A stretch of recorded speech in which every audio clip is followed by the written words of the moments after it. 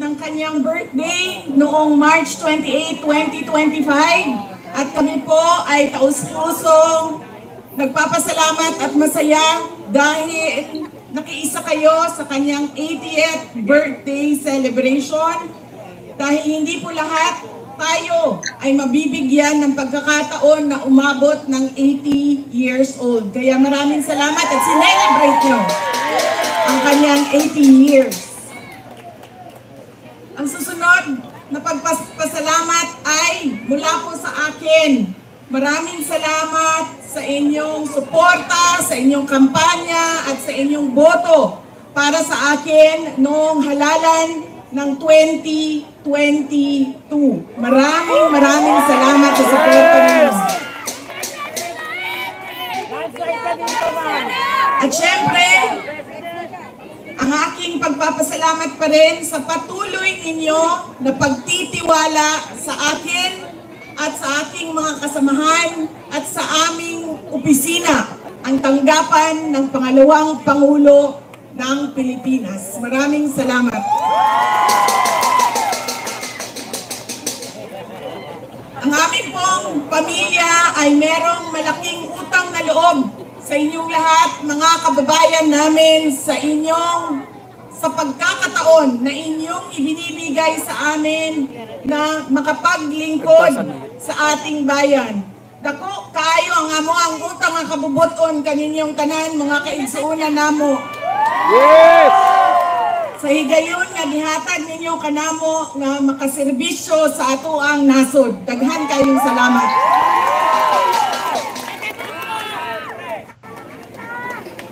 Ang susunod po ay mga kampanya po ako sa inyong lahat. Ang galing ko lang po yung seal ng ang aking opisina.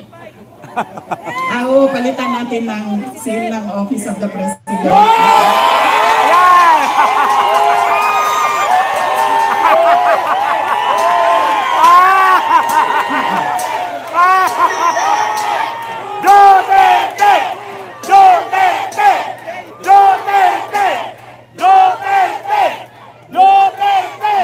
Tinanggal ko lang kasi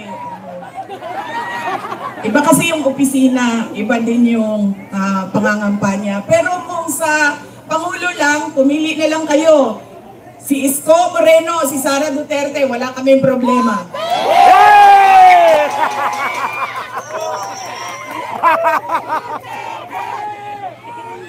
Sara Isko! Sara Isko!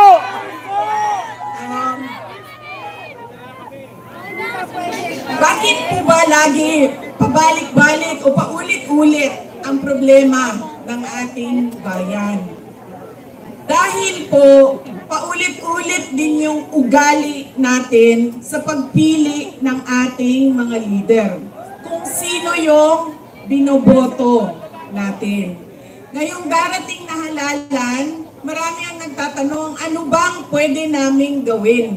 Wala naman kaming pera, wala kaming makinarya, ordinaryong tao lang kami na nakatira sa gilid ng daan kung saang subdivision. Pero gusto namin na merong makitang pagbabago sa nangyayari at para sa ating bayan. Una po, ang ugali natin sa pagpili ng ating mga kandidato ay kung sino yung naaalala natin. Sino yung magaling kumanta, sino yung magaling sumayaw, sino yung magaling magpatawa. Yaan lang lagi nating naaalala kapag tayo ay boboto na. Hindi na natin tinatanong, ano ba ang pangako niya noon na siya ay tumatakbo? Tinupad ba niya ang pangako niya?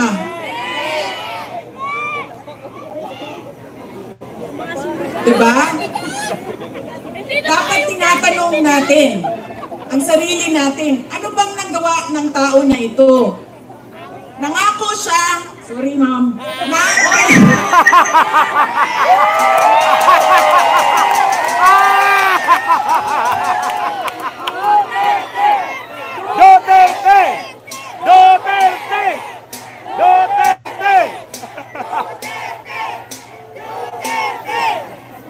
niyo, paano ko ba sabihin ito? Hindi, ganito. Tulad na lang na magkaibang tao kami ni Pangulong Rodrigo Duterte. Si Pangulong Rodrigo Duterte ay hindi si Inday Sara Duterte. Si Bongbong Marcos ay hindi si Amy Marcos.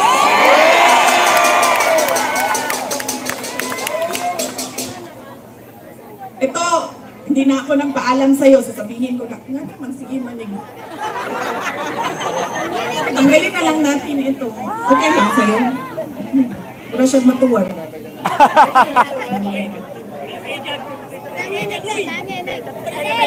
Yun! Ganyan na lang. Yan. Iba pa mga cellphone. Tanya niyo na pumayat na. Yan! Salamat, Martin Romualdez! Pumayat si Inday Sara!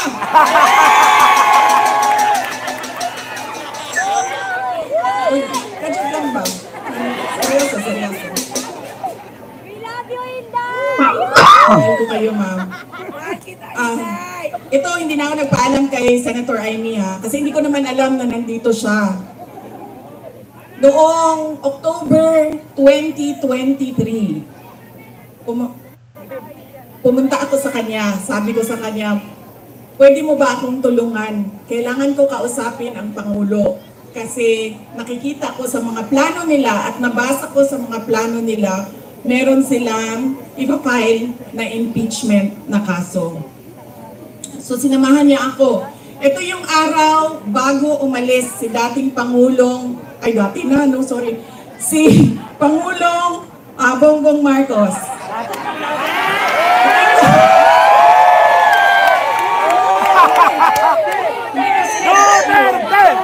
Duterte!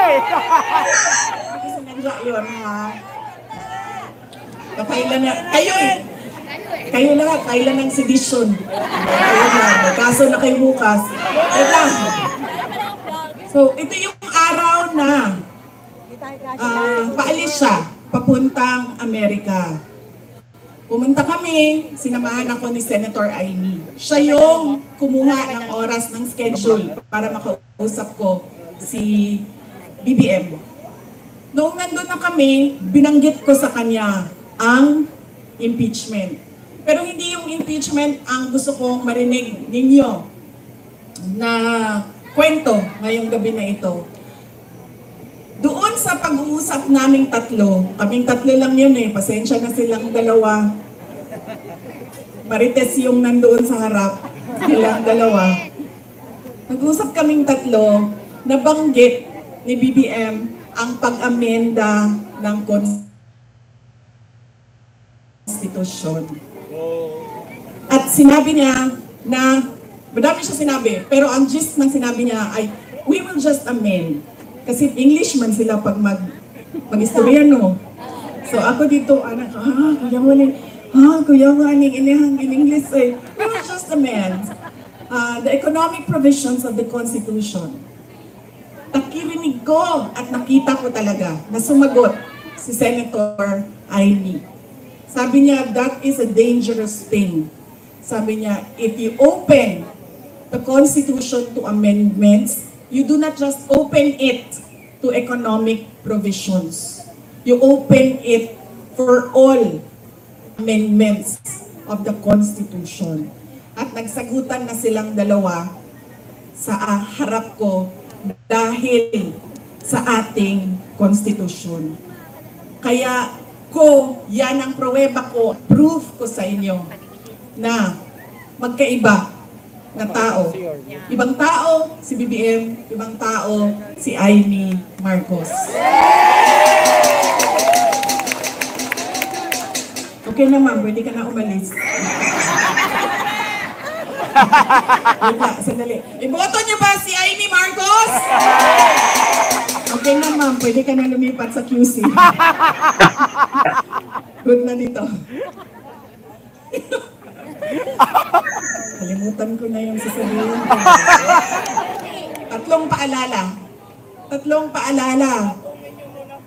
Hindi natin tinitingnan kung ano ba yung mga pangako niya noon. Tumakbo siya noon, may pangako siya. Binigay ba niya? Diba? 20 pesos ang kilo ng bigas. Tapos ngayon, okay na daw. After 3 years, 3 taon ng campaign promise o pangako sa eleksyon, ibibigay ngayon. Pero ibibigay lang sa Visayas. Para bang hindi kayo nagugutom dito sa syudad ng Maynila. At parang hindi nagkukulang ang pera ninyo pambili ng pagkain. Kaya dapat tinitingnan natin. Sumayaw, oo. Kumanta, oo. Bakit hindi? Pero tinitingnan natin. Ano ba ang pangako? Binigay ba o hindi? Bakit hindi binigay ang pangako? Dahil nagsinungaling? O dahil hindi talaga maibigay? Diba? Yan yung unang. Lagi na lang tayo, bangan. Sorry, ma'am. Nampupudol. I'm sorry. Kasi nga masabi ko, okay lang.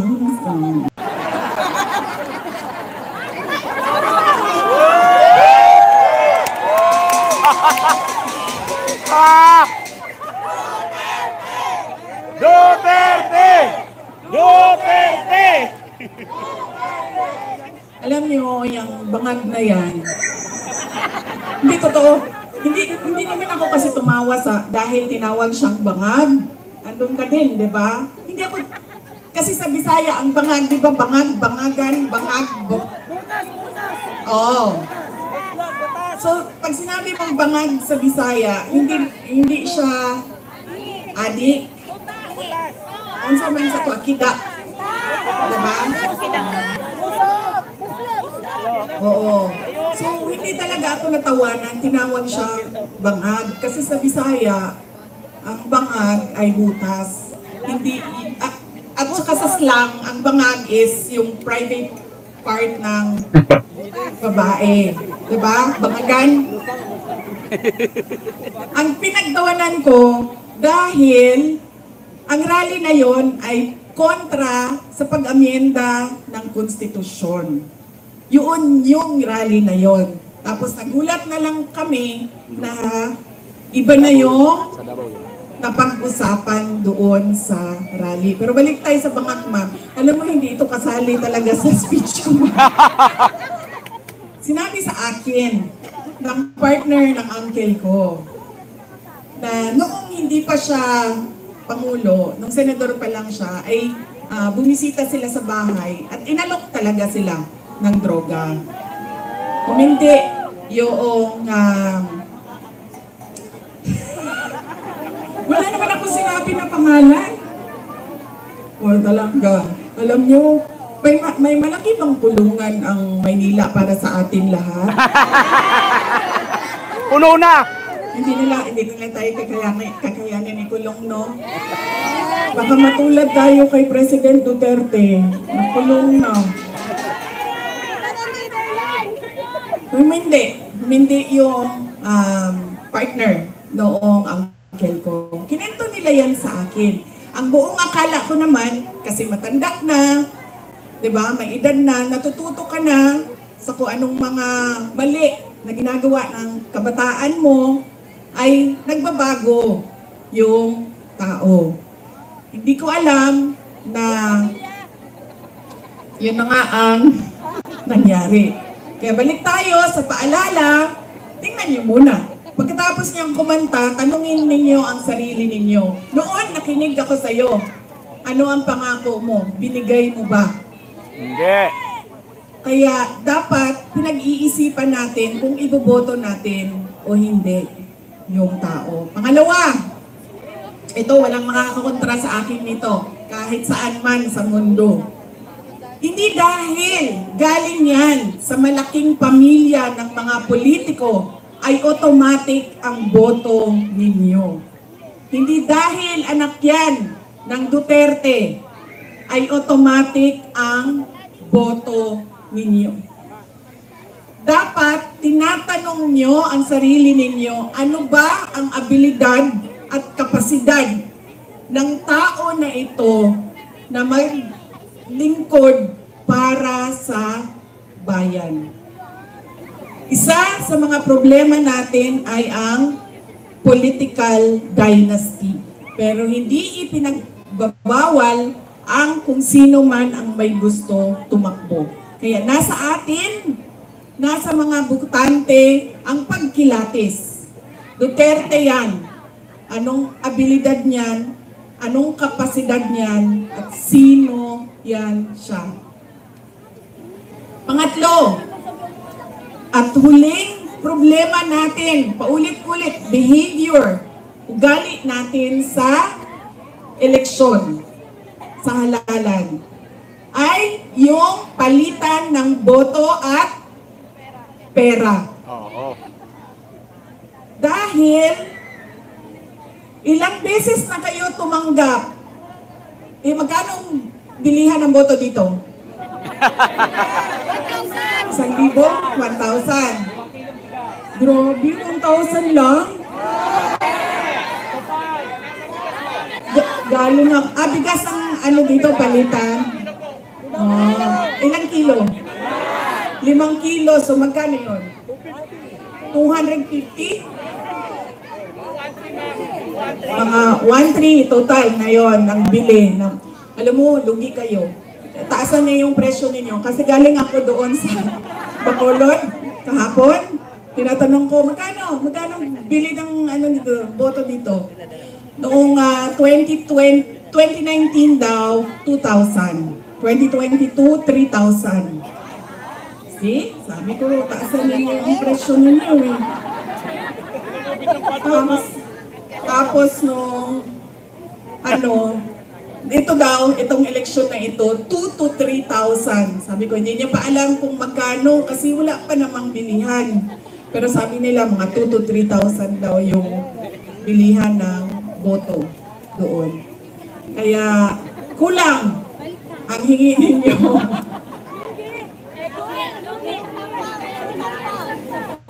Gimarin, maraming salamat sa pamulaya. 1,300 ang natatanggap ninyo. O, hindi pa lahat. Oh. Bakit 1,300? Ang akap, magkano ba akap? Di ba 5,000? 3,000?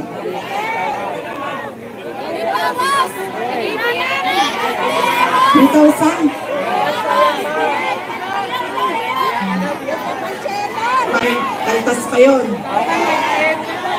Diba? One for you, one for me, one for you, one for me.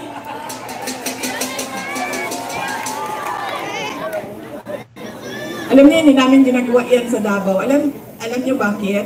Nawawala kasi yung respeto ng tao sa isa't isa.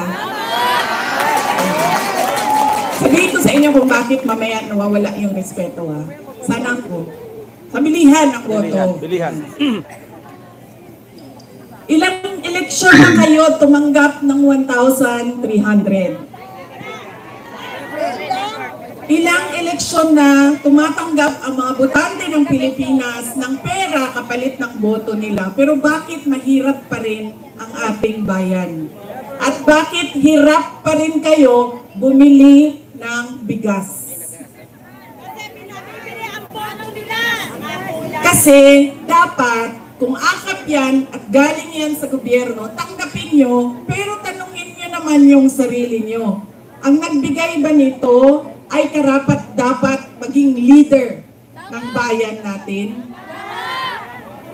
Dahil malamang ipusta ko yung isang paa ko, hindi niya pera yang binigay niya sa inyo. Tama.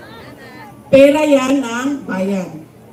So, tanggapin. Dahil tulong yan ng bayan. Huwag matakot kung iba ang iboto. Dahil unang-una, nakatago naman yung boto natin. At pangalawa, kung sino man yung manalo na mayor ninyo, na vice mayor ninyo, na konsehal ninyo, na congressman ninyo, ay may obligasyon na tumulong sa taong bayan. Kaya kung sino man yung nakaupo, magbibigay pa rin yan ng tulong sa inyo. Kaya, yan ang kailangan ninyong isaisip. Hindi dahil sikat ang apelido, automatic ang boto. Hindi dahil may kapalit ang aking boto, ay ibibigay ko na. At, may isa? Check ko lang mo, nakikinig kayo? Ano yung isa? Oh, see? Hindi na nakikinig.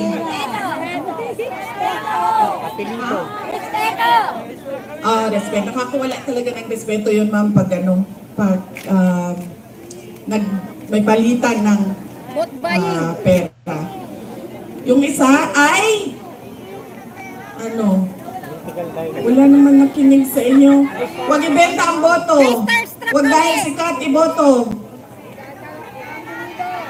Ha? O yun nga, dahil sikat iboto. Ano isa?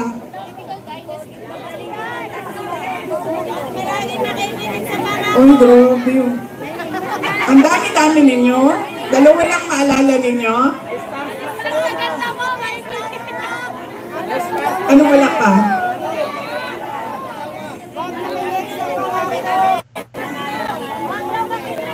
Ay, opo. Oo, nagpapasalamat tayo kay Mayor Isko Moreno Dumagoso.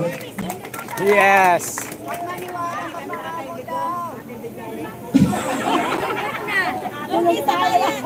Ano? Oh. Daniel, ano? Oh, ano isa? Check ko lang kung nakikinig ka.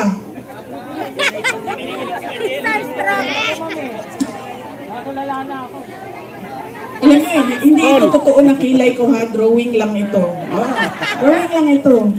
Kanina, sinasabihan ko yung gumagawa ng mukha ko. Sabi ko, alam mo, para akong naglalakad na kilay. Tapos sabi niya, hindi, kailangan mo yan. Kasi pupunta ka ng rally. Doon sa malayo, hindi ka makikita kung wala kang kilay. Sabi ko, ganun ba yun? Sabi niya, oo, kailangan may mata ka, may kilay ka, kasi hindi ka makikita. So yung mga walang makeup at walang kilay dyan, hindi po kayo nakikita. Namin kayo nakikita.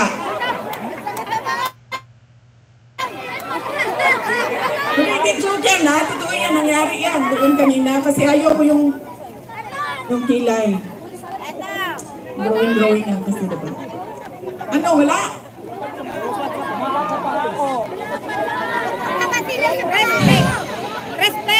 Respect daw, sabi ng viewers.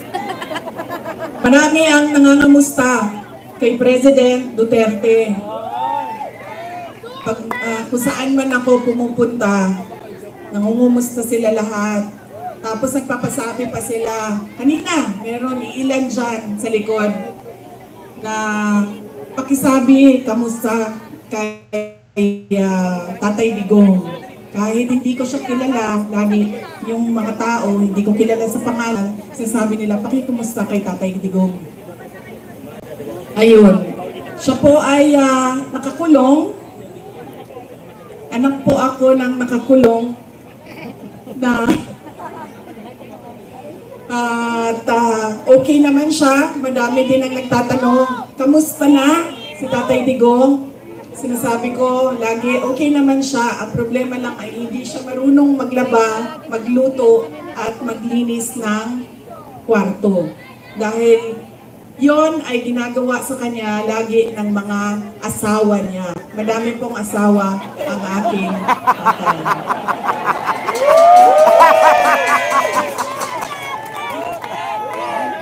Kita niyo yun si Kitty? Kitty, yung maganda ko na kapatid. Iba po yung nanay niya. Kasalukuyan po, dalawa yung girlfriend na nandoon, nag-aantay na makalabas si Pangulong Rodrigo Duterte. Totoo yan.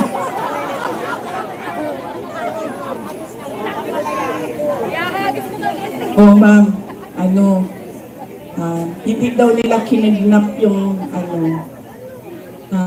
hindi daw nila kinidnap si Pangulong Rodrigo Duterte. Hindi daw kidnap ang tawag doon. Sige, okay na lang. Hindi na kidnap ang tawag doon. Ang tawag doon, ninakaw nyo sa amin. ninakaw nyo sa amin si Pangulong Rodrigo Duterte dahil siya ay propriedad o property ng syudad ng Davao. Dahil siya ay magiging mayor namin doon at kinuha ninyo siya at ninakaw ninyo dito. Pwede na ba yun, ma'am? Hindi daw kidnapping yan eh. Nakawan na lang. Nakaw ninyo sa amin. Sa mga nangangamusta, ay meron kaming maliit na video presentation sa inyo. Yes. Sigurado ka ba, ma'am, na hindi ka aalis? Kaya ako nakakalimot sa mga sasabihin ko eh, kasi nalilito ka, ma'am. Ma'am, ang advice ko lang talaga sa iyo sa panahon na ito at sa darating na mga araw ay magpalit ka na po ng apelido mo. Ay, sorry, Romualdez pala ang middle name mo.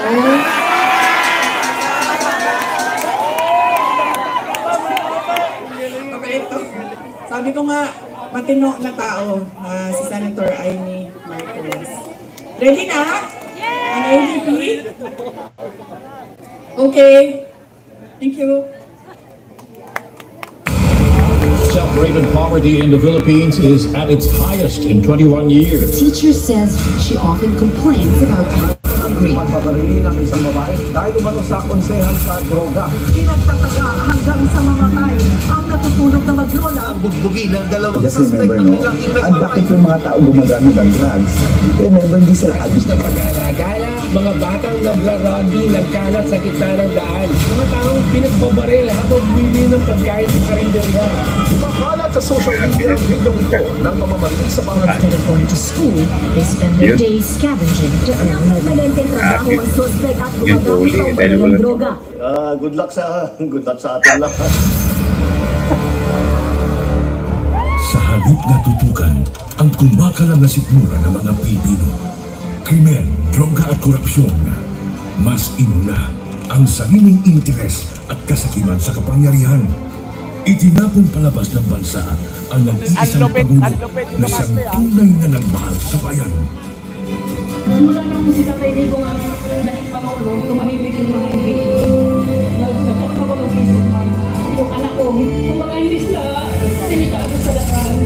Sobrang happy ako dahil umupo si PRRD. Kahit sabihin natin maraming kabangkugis, maraming umutuloy sa kanyang war on drugs. Pero majority po sa atin ng mga Pilipino, pwera na lang doon sa mga drug lords, mga drug user, mga ano yun ang ayaw eh. Pero kami, lalo kami mga OFW, naman namin ang safety sa aming pamilya. It's a time to be powerful, a time to be just a nobody. I used to describe the brightest star there was night, shining brightly. And in a few days, I will be May taga-GMA dito guys, oh. Ayan na, nandito sila, oh. Ayan, oh. from Davao City. May taga-GMA Steven, ayun, oh. Ayun, oh. Nakikita nyo, ayan, oh. Ayun, oh. Nag-video. So may mainstream media po, ayun, oh. Dami, oh. Ang dami, oh. Doblado ang sweldo ng pulis pati militar. Pero sinalan din pala ang gagamitin laban sa kanilang dating Commander-in-Chief. Hihilahin ko yan. Hihilahin ko yan. Kung maniwala ka, hihilahin ko yan. Ano ba ang damage ng government interest? Kung hintayin ko lang yung dalawang anak. Walang darating sa'yo. Huwag na tayo mag-debate rito. This is not the place for debate. Hindi po kanina. Hindi ko isa. Hindi mo gusto na kasunod na order. Kasme, long time no look Kasme, ngayon ka lang. Kanina pa na-ukray si Chopper Adel, Kasme. Na namumuno sa kanila. Kawawa. Muntik na ng umalis. Parating sinasabihan ni Bipinday, alis ka na ba, ma'am? Di ka ba alis, ma'am? Ang simula ng paghiyab ng damdamin ng mga Pilipinong nagmamahal kay Tatay Digong.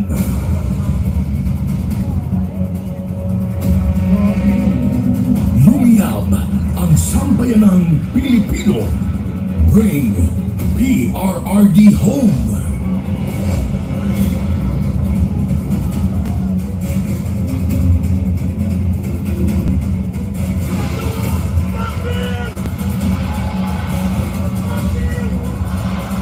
Iisa lang ang sigaw.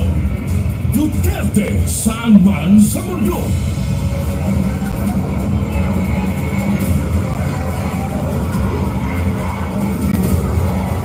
Nagagalit ang taong bayan dahil ramdam ng lahat na walang nagawa ang administrasyong ito. Asikasuhin, hindi sariling ithihin. Nais nating katawanin ang nagkakaisang damdamin ng milyon-milyong Pilipino at isahining ang kanilang pinag-isang bitbiin para sa isang mapayapa at nagkakaisang Pilipinas.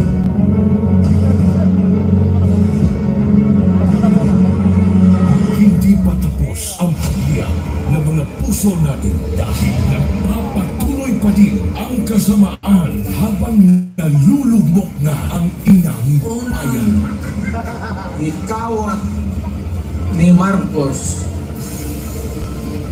ang atong gold reserves.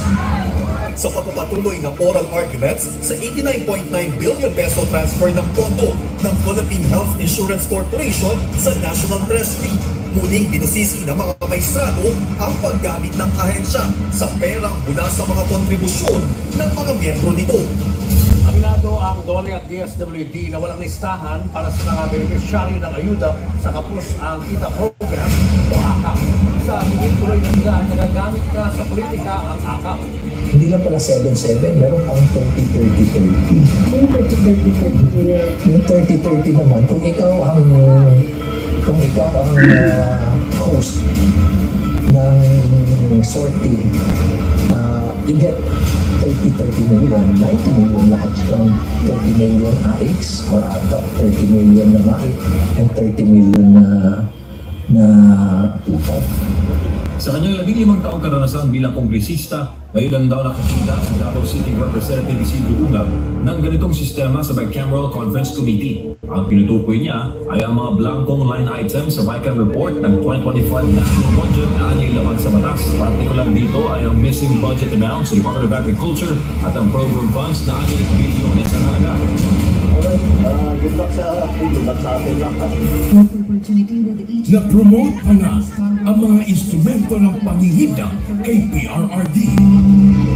Police Brigadier General G. Fajardo and family, the chief of the community and his family to join the president for a photo opportunity. Walang titigil para sa bayan.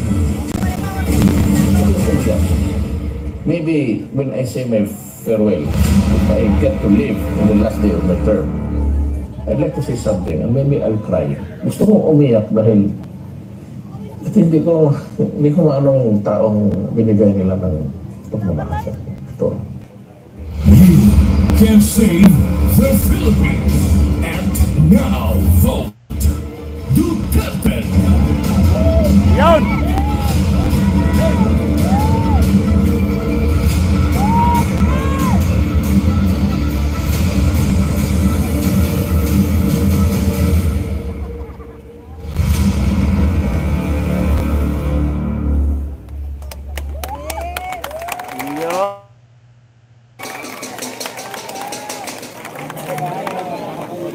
Noong isang araw, nasa ferry ako sa Toledo, Cebu. Patawid kami papuntang San Carlos City sa Negros Occidental. Tumawag sa akin si Pangulong Duterte. Sabi niya sa akin, idiretso ko na daw na sabihin sa inyong lahat na siya ay nakikiusap na iboto ang 10 kandidato ng Duterte. Diretso. Mamaya, ma'am, idagtag kita. Sandali lang.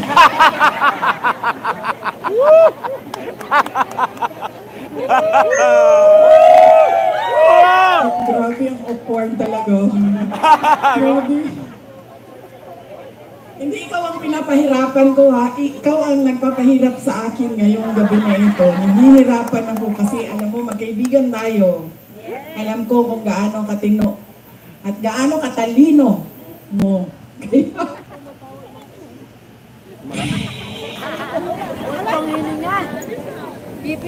Yes, ma'am. Ay, okay lang, ma'am. Thank you. Thank you. Na ano kasi ako, ma'am, na malunod gani. Malunod ako sa hangin, ma'am. Nahihilo. Hangin. Nahilo. Tumawag siya sa akin at sabi niya, idiretsuhin ko na daw kayo. Iboto diretso ang 10 senators ng Duterte. Si Senator Bato de la Rosa, Senator Bongo, Senator Jimmy Bongo, Senator Vic Rodriguez, Senator J.B. Hinlo, Senator Raul Lambino, Senator Philip Salvador, Senator Rodante Marcoleta, Senator Pastor Kibuloy, at Senator Richard Mata. 10 yun, no? Yes, okay. Bakit kailangan natin diretso 10 ang iboto? At hindi lumihis doon sa sample ballot ng 10 na senador ng Duterte. Dahil kailangan marami o mataas ang boto para hindi mahabol ng dayaan. Kailangan malayo at malaki ang boto ng isang senador para hindi siya mahabol nung dagdag bawas sa dulo ng ranking. Kaya kailangan diretso 10 Duterte. At ang susunod na rason ay noong ako ay tumakbo noong 2022. Ang plataforma namin ay pagkakaisa at pagtutuloy ng nasimulan ni Pangulong Duterte. Pagtutuloy ng pagbabago. Unity at continuity. Hindi nangyari ang unity at continuity. Ang nangyari ay puro na lang benggahan sa politika.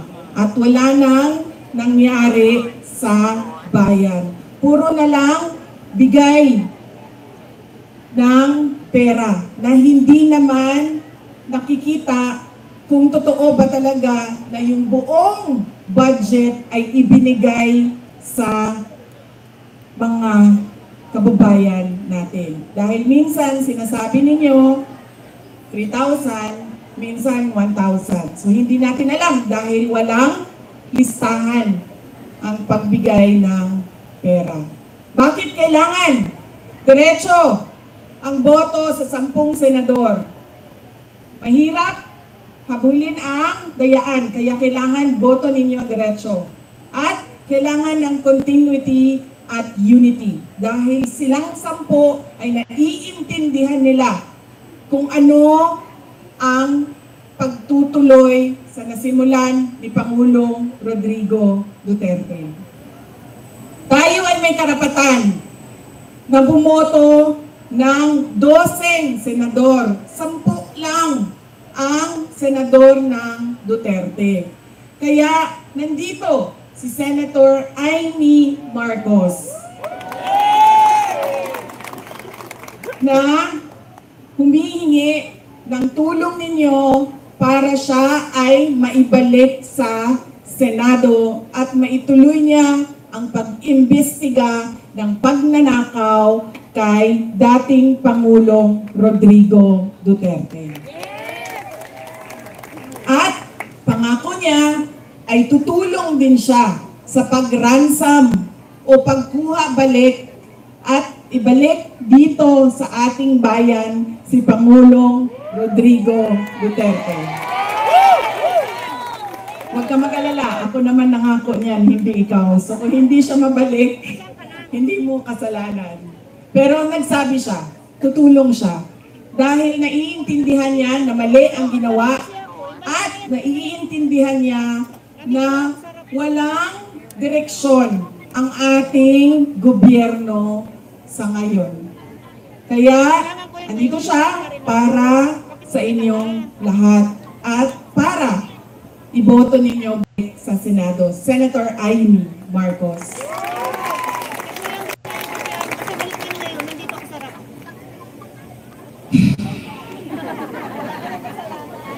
So, ang nakalimutan ninyo kanina ay yung pangako. Sabi ko, di ba?